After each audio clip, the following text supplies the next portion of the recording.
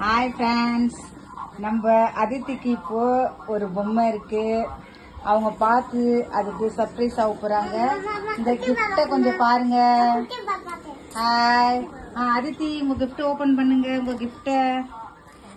Wow Aditi, Aditi பொம்மையை பாருங்க. அதித்தி இப்போ அந்த பொம்மையில ஏற போறாங்க. பொம்மையில ஏறி அவங்க விளையாட போறாங்க. இதுதான் அதித்தியோட பர்த்டே கிஃப்ட்.